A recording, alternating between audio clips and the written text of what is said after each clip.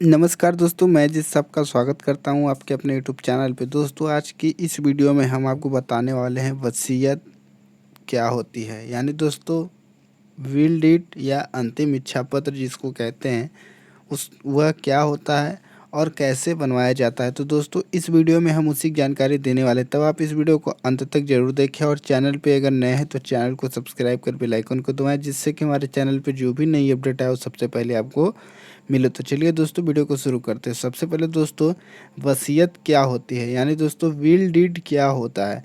यह एक कानूनी दस्तावेज होता है जिसमें किसी एक या उससे अधिक जो व्यक्तियों का नाम लिखा होता है। यानी दोस्तों, अगर कोई एक या एक से अधिक व्यक्ति है जो वसीयत करा रहा है, तो वह अपनी जो चल और अचल संपत्ति होती है, यानी उसके पास जितनी भी प्रॉपर्टी होती है, वह व्यक्ति अपनी मृत्यु के बाद जो वसीयत ग्राह्यता होता है उसके नाम करता है, उसे विल डीड कहते हैं।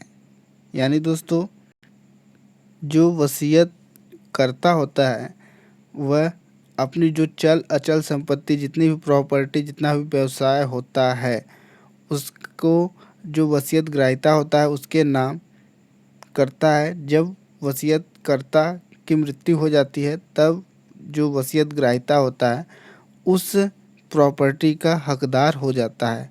लेकिन जो वसीयतकर्ता होता है वह जब चाहे उस की गई वसीयत को निरस्त करवा सकता है।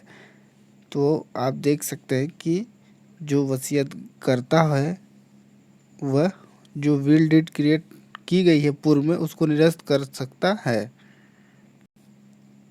या फिर जो पूर्व में वसीयत करता है और वसीयत ग्राह्यता के नाम पे जो किया गया है उसको ट्रांसफ़र किसी अन्य व्यक्ति के नाम पर कर सकता है अपने जीवन काल में।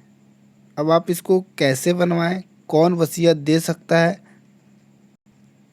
तो दोस्तों, जो वसीयत करता है, जिसके पास चल अचल संपत्ति है, जिसके पास थोड़ी बहुत या अधिक प्रॉपर्टी है, और वह अपनी जो प्रॉपर्टी है अपनी मृत्यु के बाद किसी भी व्यक्ति को देना चाहता है, और वह व्यक्ति स्वस्थ हो, दिमागी रूप से सही हो, और वह किसी न्यायालय में उसके ऊपर किसी भी प्रकार का कोई भी दिवालिया से संबंधित कोई भी प्रकरण दर्ज ना हो और कानूनी प्रक्रियाओं को समझता हो, वह व्यक्ति वसीयत यानी विल डीड क्रिएट करवा सकता है और वह किसी भी व्यक्ति को अपनी जो वसीयत है दे सकता है। और दोस्तों, वसीयत क्यों ज़रूरी है?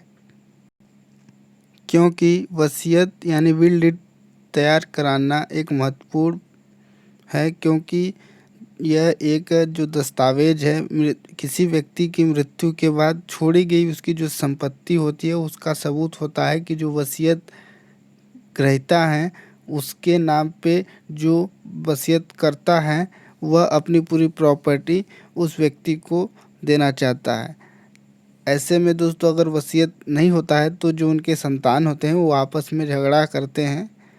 अगर एक व्यक्ति अपने धन को अपनी संतान के अतिरिक्त किसी अन्य व्यक्ति को देना चाहता है तब वह वसीयत का महत्व और बढ़ जाता है। यानी दोस्तों, अपने बच्चों के अलावा अन्य किसी व्यक्ति को अगर कोई वसीयत करता प्रॉपर्टी देता है तो उसमें वसीयत ग्रहीता यानी जो ग्रहीता हैं, वसीयत लेने वाले व्यक्ति हैं, उनके पक्ष में फैसला जाता है कोर्ट का।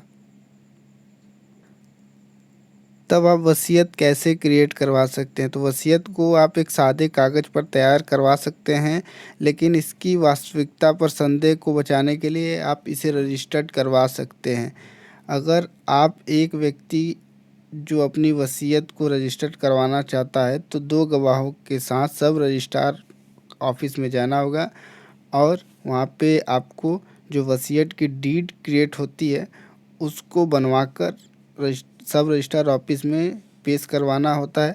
वहाँ से आपकी जो वसीयत होती है डिजिटली क्रिएट कर दी जाती है। और दोस्तों, वसीयत कितने प्रकार की होती है। तो जो वसीयत होती है 2 प्रकार से होती है।